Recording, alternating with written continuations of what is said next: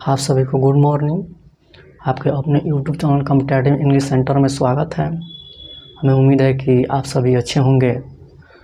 Last lecture में हम use of shall B और विल बी शुरू किया था, जिसमें हम पहचान पढ़े थे और यूज ऑफ शैल बी और यूज ऑफ विल बी पढ़े थे और एग्जाम्पल से उसे समझे थे। आज हम डिफरेंट टाइप्स ऑफ सेंटेंस में उसका यूज़ देखेंगे। अफर्मेटिव सेंटेंस में कैसे यूज़ करते हैं, नेगेटिव सेंटेंस में कैसे यूज़ करते हैं। तो ऐसे ही हम डिफरेंट टाइप्स ऑफ सेंटेंस में उसका यूज़ देखेंगे और बहुत सारे एग्जांपल्स उससे समझेंगे। लास्ट लेक्चर में हम पहचान और यूज़ ऑफ शैल विल देखे थे। तो आज हम डिफरेंट टाइप्स ऑफ सेंटेंस में शैल विल का यूज़ देखेंगे। ये जो शैल बी और विल बी जो होता है, ये फ्यूचर टेंस को रिप्रेजेंट करता है।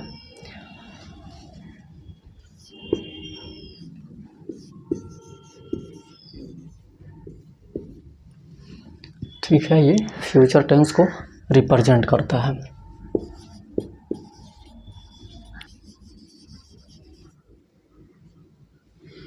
स्टेटमेंट दो होते हैं, affirmative sentence, negative sentence. Affirmative sentence होता है सकारात्मक वाक्य,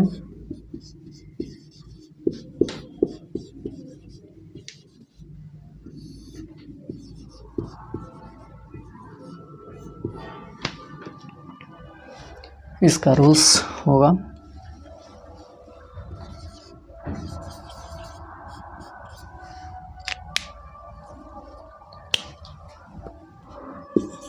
subject plus shall B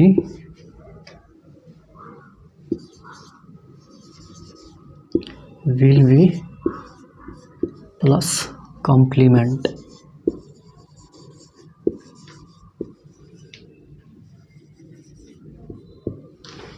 complement rule है सब्जेक्ट प्लस शैल बी या will be plus complement. Last lecture में हमने ये कॉम्प्लीमेंट के बारे में पढ़ा था कि कॉम्प्लीमेंट ऐसा शब्द या ऐसा फ्रेज होता है जो किसी ग्रामेटिकली कंस्ट्रक्शन को कंप्लीट करने का काम करता है। ये किसी ग्रामेटिकली कंस्ट्रक्शन को क्या करता है, पूरा करता है, वाक्य की बनावट को पूरा करता है। उसी को क्या बोलते हैं, कॉम्प्लीमेंट बोलते हैं। ये कोई वर्ड भी हो सकता है, कोई फ्रेज भी हो सकता है, जो सेंटेंस को कंप्लीट करता है, उसी को हम बोलते हैं कॉम्प्लीमेंट।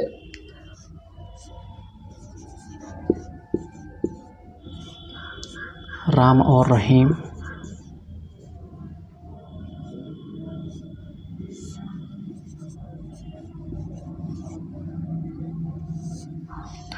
राम और रहीम मेहनती और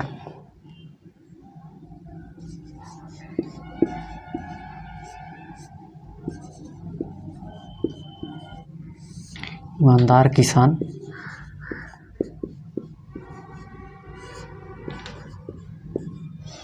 क्या है, राम और रहीम मेहनती और ईमानदार किसान बनेंगे। अंत में क्या है, गे है। पहचान भी हमारा यही था कि किसी भी वाक्य के अंत में गा गे गी रहे तो वाक्य के सब्जेक्ट के अनुसार शैल बी या विल बी का प्रयोग करते हैं। यहाँ पे अंत में गे है तो इससे पता चल गया ये किस में है, सेंटेंस फ्यूचर टेंस में है, और फ्यूचर टेंस में शैल बी और विल बी का प्रयोग होता है। तो अब हमें ये देखना है कि शैल बी का प्रयोग होगा या विल बी का प्रयोग होगा। तो इसके लिए हमें सब्जेक्ट देखना होता है। ठीक है, तो सब्जेक्ट वही होता है जिसके बारे में कोई कॉम्प्लीमेंट दिया जाता है, वही सेंटेंस का क्या होता है, सब्जेक्ट होता है। तो यहाँ पे मेहनती और ईमानदार किसान कौन है, तो राम और रहीम है। यही क्या है, वाक्य के सब्जेक्ट है। रूल्स क्या है, सब्जेक्ट प्लस शैल बी या विल बी प्लस कॉम्प्लीमेंट। यहाँ पे सब्जेक्ट क्या है, राम और रहीम, तो लिखेंगे राम एंड रहीम।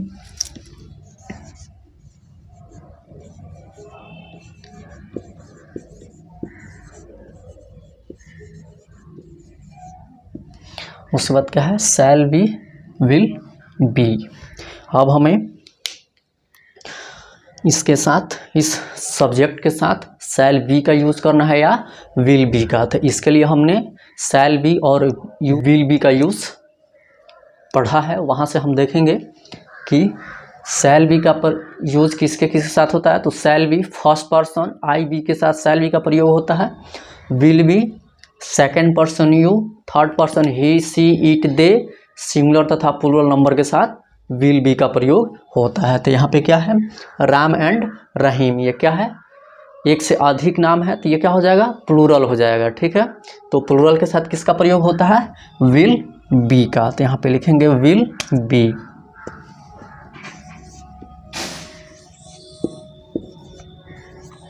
उसके बाद क्या है, कॉम्प्लीमेंट। इसमें कॉम्प्लीमेंट क्या है, मेहनती और ईमानदार किसान।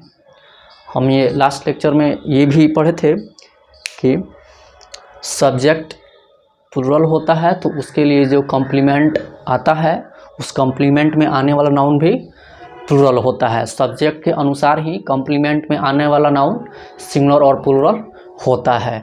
यहाँ पे सब्जेक्ट क्या है, प्लूरल है। ठीक है, तो इसके लिए जो भी कॉम्प्लीमेंट आएगा उस कॉम्प्लीमेंट में आने वाला नाउन भी क्या होगा, प्लूरल होगा। यहाँ पे क्या है, मेहनती और ईमानदार किसान।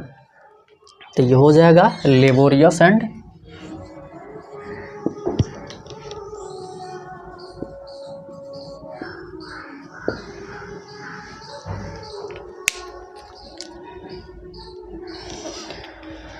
यहाँ पे राम एंड रहीम क्या है, सब्जेक्ट है लेकिन प्लूरल है। ठीक है, थर्ड पर्सन प्लूरल नंबर है, तो थर्ड पर्सन प्लूरल नंबर के साथ विल बी का यूज होता है। तो विल बी का यूज हो गया। उसके बाद यहाँ पे लेबोरियस जो है क्या, ये एडजेक्टिव है। ऑनेस्ट क्या है, एडजेक्टिव है। फार्मर्स क्या है, प्लूरल काउंटेबल नाउन है। अगर सब्जेक्ट प्लूरल होता है तो उसके लिए जो भी कॉम्प्लीमेंट आता है उस कॉम्प्लीमेंट में आने वाला नाउन भी क्या होता है, प्लूरल होता है। तो यहाँ पे राम एंड रहीम ये सब्जेक्ट प्लूरल है, तो उसके लिए कॉम्प्लीमेंट में जो नाउन आया फार्मर, ये भी क्या होगा, प्लूरल होगा। फार्मर नहीं होगा बल्कि फार्मर्स होगा। समझिए यहाँ पे राम एंड रहीम क्या है, थर्ड पर्सन प्लूरल सब्जेक्ट है। तो थर्ड पर्सन प्लूरल सब्जेक्ट के लिए विल बी का प्रयोग होता है। उसके बाद क्या है, कॉम्प्लीमेंट। तो कॉम्प्लीमेंट क्या होता है, लेबोरियस एंड ऑनेस्ट फार्मर्स। यहाँ पे फार्मर्स इसलिए होगा क्योंकि सब्जेक्ट क्या है, प्लूरल है। तो सब्जेक्ट प्लूरल होता है तो सब्जेक्ट के लिए जो भी कॉम्प्लीमेंट आता है उस कॉम्प्लीमेंट में आने वाला नाउन भी सब्जेक्ट के अनुसार ही सिंगुलर और प्लूरल होता है। तो यहाँ पे सब्जेक्ट प्लूरल है तो यहाँ पे आने वाला नाउन भी क्या होगा, प्लूरल होगा। क्या है, अफर्मेटिव सेंटेंस, सकारात्मक वाक्य है। इसका रूल्स होता है subject plus shall be, will be plus complement. Examples क्या है कि राम और रहीम मेहनती और ईमानदार किसान होंगे। यहाँ पे अंत में, वाक्य के अंत में क्या है, गे है। तो इससे पता चल गया कि ये जो सेंटेंस है फ्यूचर टेंस में, और फ्यूचर टेंस में शैल बी और विल बी का प्रयोग होता है। तब किसके साथ शैल बी का प्रयोग होगा और किसके साथ विल बी का प्रयोग होगा, इसके लिए हमको सब्जेक्ट देखना होगा। रूल्स क्या है, subject plus shall be, will be plus complement. यहाँ पे सब्जेक्ट क्या है, किसी भी सेंटेंस में सब्जेक्ट वही होगा जिसके लिए कोई कॉम्प्लीमेंट आता है, जिसके बारे में कुछ जानकारी दी गई होती है, वही उस सेंटेंस का क्या होता है, सब्जेक्ट होता है। तो मेहनती और ईमानदार किसान किसके बारे में बोला गया है, तो राम और रहीम के। तो यही क्या हो जाएगा, वाक्य का सब्जेक्ट हो जाएगा। तो राम एंड रहीम, राम एंड रहीम जो है ये थर्ड पर्सन प्लूरल नंबर है। तो यूज़ ऑफ विल बी और यूज़ ऑफ शैल बी में हमने ये पढ़ा है। यूज़ ऑफ विल बी में ये है कि second person you, third person he she it they, singular number तथा प्लूरल नंबर के साथ विल बी का प्रयोग होता है। तो ये थर्ड पर्सन प्लूरल नंबर है तो इसके साथ विल बी का प्रयोग होगा। उसके बाद क्या है, कॉम्प्लीमेंट। कॉम्प्लीमेंट क्या है, मेहनती और ईमानदार किसान। तो मेहनती का लेबोरियस हो गया, ईमानदार का ऑनेस्ट हो गया, और यहाँ पे फार्मर्स होगा। क्यों? क्योंकि यहाँ पे क्या है, सब्जेक्ट प्लूरल है। तो जब सब्जेक्ट प्लूरल होता है तो उसके लिए जो भी कॉम्प्लीमेंट आता है उस कॉम्प्लीमेंट में आने वाला नाउन भी सब्जेक्ट के अनुसार प्लूरल होता है, इसलिए यहाँ पे फार्मर्स होगा। समझ गया? इसमें हम कुछ नोट पढ़ लेते हैं। हमने अफर्मेटिव सेंटेंस पढ़ा है और उसे एग्जाम्पल से समझा है।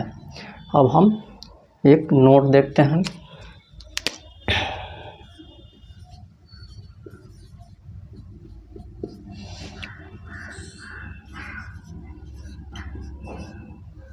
किसी हिंदी वाक्य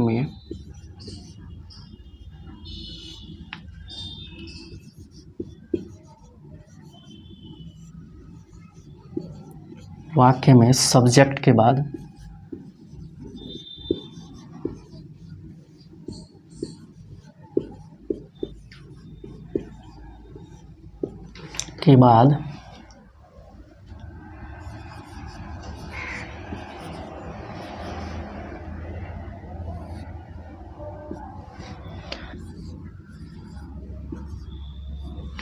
अवश्य रहे तो इससे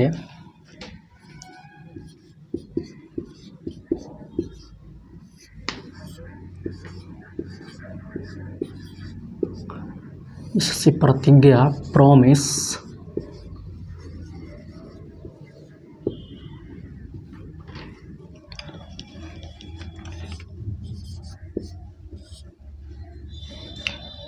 तथा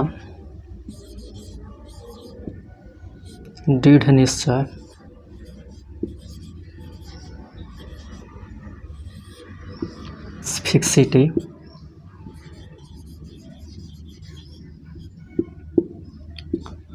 फिक्सिटी का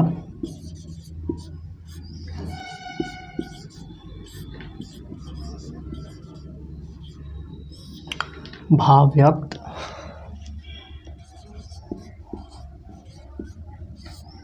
होता है।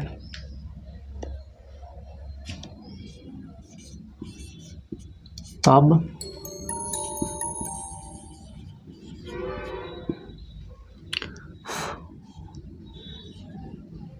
First person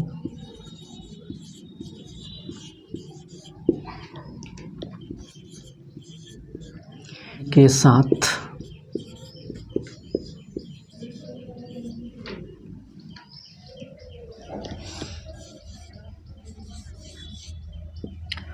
will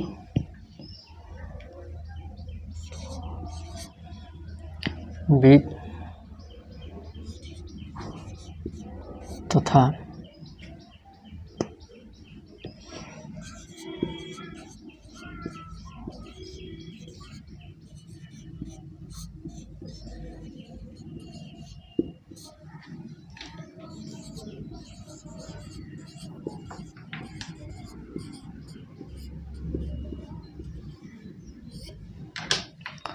second person या थर्ड पर्सन के साथ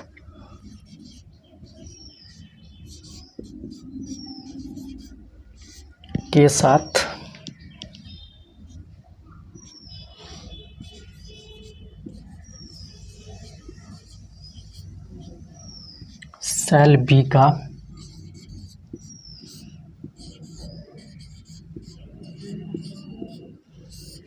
प्रयोग होता है।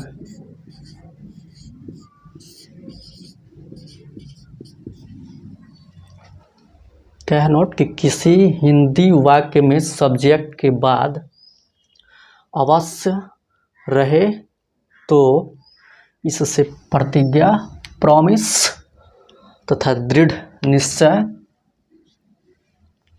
फिक्सिटी का भाव व्यक्त होता है। तब फर्स्ट पर्सन आई वी के साथ विल बी तथा सेकेंड पर्सन या थर्ड पर्सन के साथ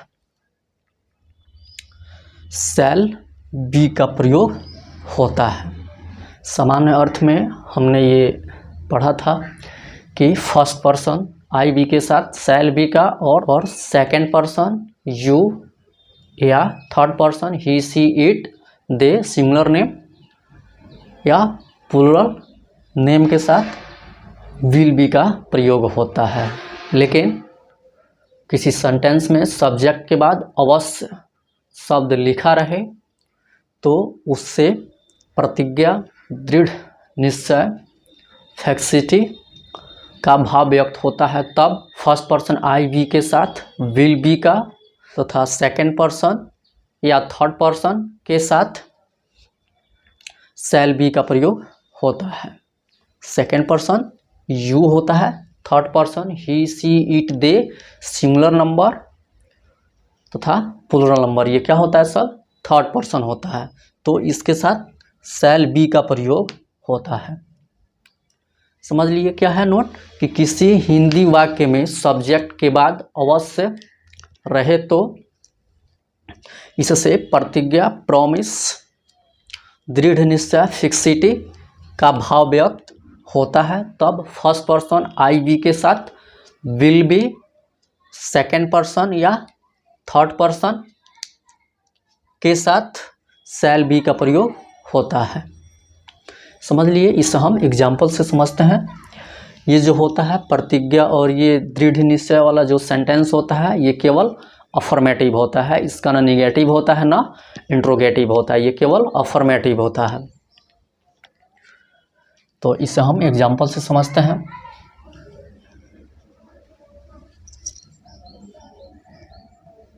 नोट किया था कि किसी हिंदी वाक्य में सब्जेक्ट के बाद अवश्य रहे तो इससे प्रतिज्ञा, प्रॉमिस, दृढ़ निश्चय, फिक्सिटी का भाव व्यक्त होता है। तब फर्स्ट पर्सन आई बी के साथ विल बी का तथा सेकंड पर्सन यू या third person he she it singular number या प्लूरल नंबर के साथ शैल बी का प्रयोग होता है। इसे हम एग्जाम्पल से समझते हैं।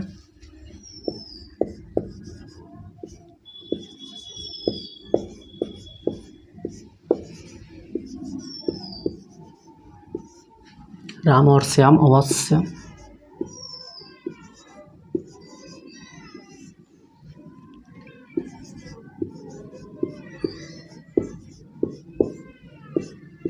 ईमानदार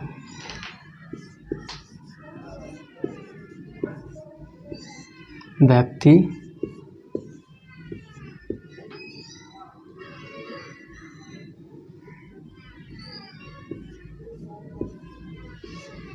होंगे।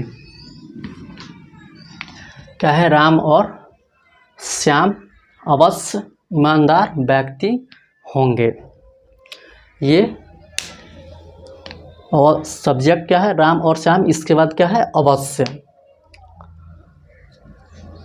अवश्य किसी भी सेंटेंस में आ जाए तो उस सेंटेंस से प्रॉमिस, प्रतिज्ञा या दृढ़ निश्चय, फिक्सिटी का भाव व्यक्त होता है। तब हम फर्स्ट पर्सन आई बी के साथ will be, second person you या third person he she it they singular number या प्लूरल नंबर के साथ प्रयोग करते हैं। देखिए यहाँ पे सब्जेक्ट के बाद अवश्य है, क्या है कि राम और श्याम अवश्य ईमानदार व्यक्ति होंगे।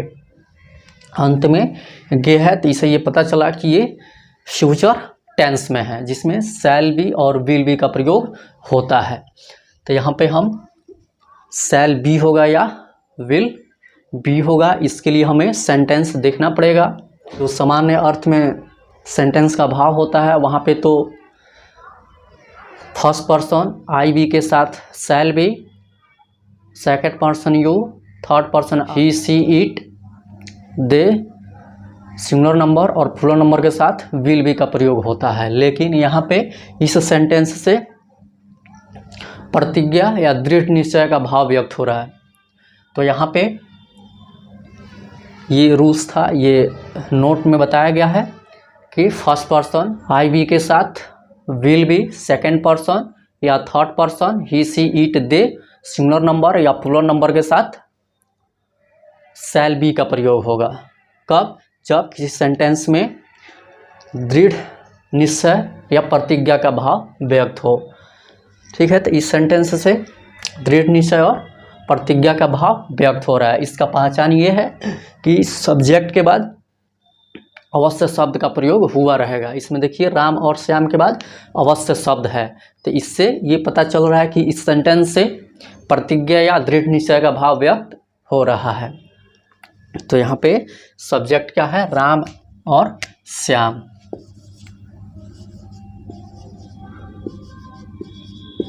राम एंड श्याम। राम एंड श्याम ये क्या है? थर्ड पर्सन प्लूरल नंबर है। तो ये बताया गया है नोट में कि थर्ड पर्सन प्लूरल नंबर के साथ शैल बी का प्रयोग होता है। कब? जब उस सेंटेंस से प्रतिज्ञा या दृढ़ निश्चय का भाव व्यक्त हो। अब ये कैसे पहचानेंगे कि दृढ़ निश्चय और प्रतिज्ञा का भाव व्यक्त हो रहा है? तो उसके लिए सब्जेक्ट के बाद अवश्य शब्द रहेगा, तब ये पता चलेगा कि उस सेंटेंस से प्रतिज्ञा और दृढ़ निश्चय का भाव व्यक्त हो रहा है। तो यहाँ पे क्या हो जाएगा? राम एंड श्याम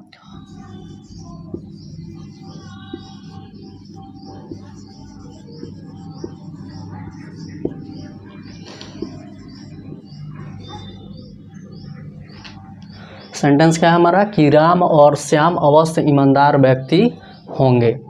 अंत में क्या है? गे है। तो ये पहचान में हम लोग पढ़े थे कि किसी हिंदी वाक्य के अंत में गा गे गी रहता है, तब वाक्य के सब्जेक्ट के अनुसार शैल बी और विल बी का हम प्रयोग करते हैं। सामान्य अर्थ में तो ये यूज़ ऑफ शैल बी और यूज़ ऑफ विल बी में बताया गया है कि शैल बी का प्रयोग फर्स्ट पर्सन आई बी के साथ होता है और विल बी का प्रयोग second person you, third person he she it they, singular number और प्लूरल नंबर के साथ विल बी का प्रयोग होता है। लेकिन यहाँ पे इस सेंटेंस में सब्जेक्ट के बाद अवश्य दिख रहा है, तो नोट में ये बताया गया है कि सब्जेक्ट के बाद अवश्य रहे तो उस वाक्य से प्रतिज्ञा और दृढ़ निश्चय का भाव व्यक्त होता है। तब फर्स्ट पर्सन आई बी के साथ विल बी तथा सेकेंड पर्सन यू या third person he she it they, singular number या प्लूरल नंबर के साथ शैल बी का प्रयोग किया जाता है। कब? जब उस सेंटेंस से दृढ़ निश्चय या प्रतिज्ञा का भाव व्यक्त हो। ये हम कैसे पहचानेंगे कि दृढ़ निश्चय या प्रतिज्ञा का भाव व्यक्त हो रहा है? तो उसके लिए राम और श्याम ये क्या है? सब्जेक्ट है। सब्जेक्ट के बाद अवश्य शब्द लिखा रहेगा। कहीं भी सब्जेक्ट के बाद अवश्य शब्द लिखा रहे तो आप ये समझ जाइए कि उस सेंटेंस से प्रतिज्ञा या दृढ़ निश्चय का भाव व्यक्त हो रहा है। तो यहाँ पे क्या है? सब्जेक्ट राम और श्याम और इसके जस्ट बाद अवश्य शब्द का प्रयोग हुआ है। तो इसे हम समझ जाएंगे कि इस सेंटेंस से प्रतिज्ञा या दृढ़ निश्चय का भाव व्यक्त हो रहा है। तो जब दृढ़ या प्रतिज्ञा का भाव व्यक्त हो तो फर्स्ट पर्सन आई बी के साथ will be, second person you, third person he she it they, singular number या प्लूरल नंबर के साथ शैल बी का प्रयोग होता है। तो यहाँ पे सब्जेक्ट क्या है? राम एंड श्याम। ये क्या है? थर्ड पर्सन प्लूरल नंबर है, तो इसके साथ किसका प्रयोग होगा? शैल बी का प्रयोग होगा। उसके बाद क्या है? कॉम्प्लीमेंट। कॉम्प्लीमेंट क्या है? ईमानदार व्यक्ति। तो हम ये जानते हैं कि किसी भी सेंटेंस के सब्जेक्ट के अनुसार ही जो कॉम्प्लीमेंट आता है उस कॉम्प्लीमेंट में आने वाला नाउन सिंगुलर प्लूरल होता है। अगर सब्जेक्ट प्लूरल है तो यहाँ पे आने वाला कॉम्प्लीमेंट में आने वाला नाउन भी क्या होगा? प्लूरल होगा। तो यहाँ पे ये हो जाएगा Ram and Shyam shall be honest man.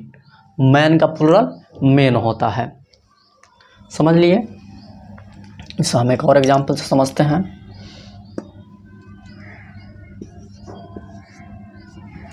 वह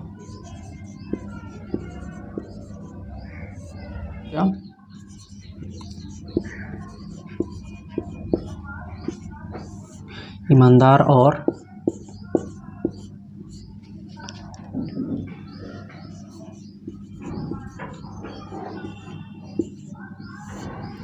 वह अवश्य ईमानदार और मेहनती किसान बनेगा।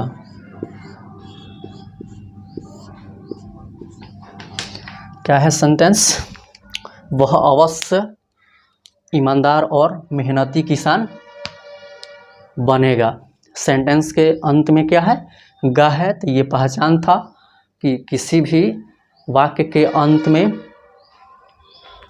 गा गे गी रहे तो वाक्य के सब्जेक्ट के अनुसार शैल बी या विल बी का प्रयोग होता है।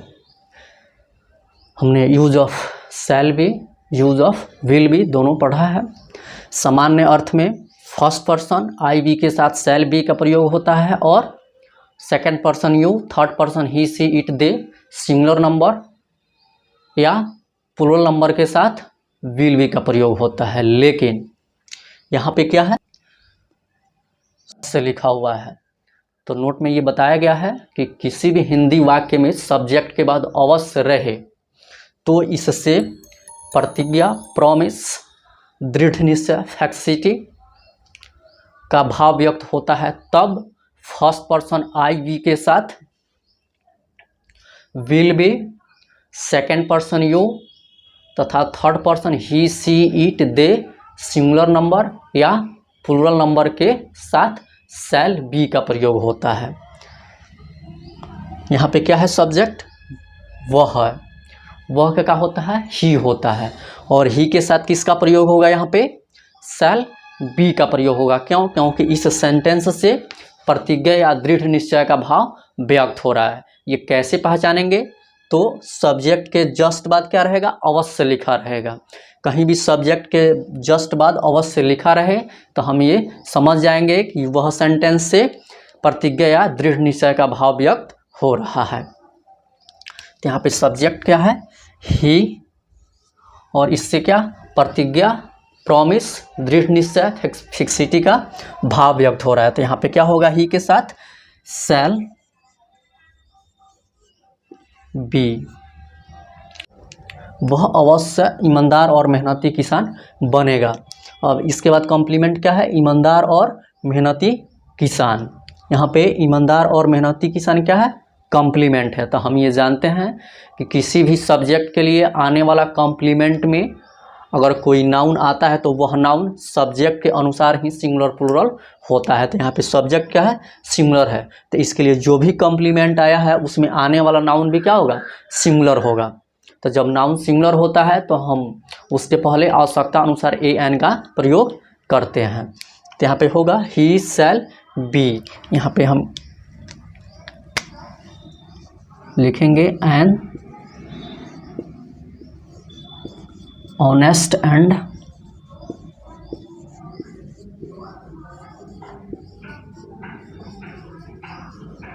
लेबोरियस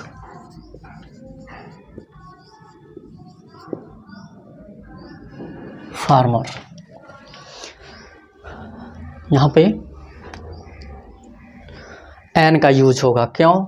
क्योंकि सब्जेक्ट के लिए जो भी कॉम्प्लीमेंट आया है वह सब्जेक्ट के अनुसार ही सिंगुलर है। यहाँ पे सब्जेक्ट क्या है, तो इसके लिए जो कॉम्प्लीमेंट में आने वाला नाउन भी क्या होगा, सिंगुलर होगा। तो जब नाउन सिंगुलर होगा तो उसके पहले आवश्यकता अनुसार हम ए एन का यूज करते हैं।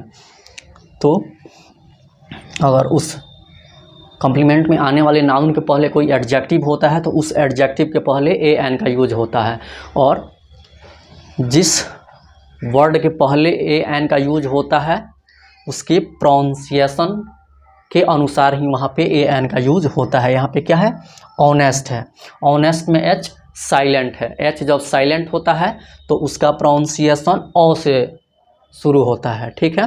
तो जब ओ से होता है तो ओ तो वॉवेल है, तो वॉवेल के पहले एन का प्रयोग होगा, ठीक है। और यहाँ पे भी एक एडजेक्टिव है, तो हम आर्टिकल का प्रयोग केवल पहला एडजेक्टिव के पहले ही करेंगे। अगर हम आर्टिकल का प्रयोग केवल पहला एडजेक्टिव के पहले करते हैं तो इससे एक ही व्यक्ति का बोध होता है, इससे पता चलता है कि ये ईमानदार और लेबोरियस दोनों एक ही व्यक्ति है। लेकिन अगर हम आर्टिकल का प्रयोग दोनों एडजेक्टिव के पहले कर देंगे तो इससे ये पता चलेगा कि यहाँ दो व्यक्ति के बारे में बोला गया है, एक व्यक्ति ईमानदार और दूसरा व्यक्ति मेहनती है। यहाँ पे इससे दो व्यक्ति का बोध हो जाएगा, जबकि सेंटेंस का सब्जेक्ट एक ही व्यक्ति है। तो जब सब्जेक्ट एक ही व्यक्ति है तो उसके कॉम्प्लीमेंट में जो आएगा वो भी क्या होगा, एक ही व्यक्ति के लिए होगा। इसलिए यहाँ पे हम ऑनेस्ट के पहले यानी कि पहले एडजेक्टिव के पहले ही हम ए एन का यूज करेंगे। इसे विशेष रूप से जानने के लिए आप आर्टिकल्स में रिपीटिशन ऑफ आर्टिकल्स को देख लीजिएगा, वहाँ पे इसको बिल्कुल डिटेल्स में बताया गया, वहाँ से बिल्कुल समझ में आ जाएगा कि पहले एडजेक्टिव के पहले ही आर्टिकल का प्रयोग होता है तो उससे एक व्यक्ति का बोध होता है। समझ लिए। तो यही था वह सेंटेंस जिससे प्रतिज्ञा और दृढ़ निश्चय का भाव व्यक्त होता है। ठीक है, तो आज हम यहीं तक रहने देते हैं, फिर अगले लेक्चर में हम इससे आगे पढ़ेंगे और बहुत सारे एग्जाम्पल से उसे समझेंगे। अगले लेक्चर में हम इसका रूल्स देखेंगे। ये केवल जो ये प्रतिज्ञा और दृढ़ निश्चय वाला जो सेंटेंस होता है ये केवल अफर्मेटिव होता है, इसका निगेटिव इंट्रोगेटिव नहीं होता है। तो अगले लेक्चर में हम इसका रूल्स पढ़ेंगे और सारे एग्जाम्पल से इसको समझेंगे। तब तक जितना बताया गया है उसको आप अच्छा से नोट कीजिए, रिवाइज कीजिए। वीडियो अच्छा लगे तो शेयर, सब्सक्राइब, लाइक कीजिए। अपने दोस्तों को भी बताइए कि जिनको भी इंग्लिश में प्रॉब्लम है इस प्लेटफॉर्म पे जुड़े, उनका इंग्लिश बिल्कुल बेहतर होगा। इस प्लेटफॉर्म पे basic English grammar, advanced English grammar और ट्रांसलेशन चलता है। ट्रांसलेशन बेसिक से एडवांस तक चलता है। अगर आप यहाँ ट्रांसलेशन बेसिक से एडवांस तक कंटिन्यू कर लेते हैं तो आपको स्पोकन इंग्लिश में कहीं कोई परेशानी नहीं होगा, बहुत हद तक परेशानी आपका दूर हो जाएगा। चैनल को सब्सक्राइब ज़रूर कीजिए, बेल आइकन को प्रेस कीजिए ताकि कोई भी वीडियो अपलोड हो तो सबसे पहले नोटिफिकेशन आपको मिले। तब तक खुश रहिए, पढ़ते रहिए, मुस्कुराते रहिए। Okay, thanks.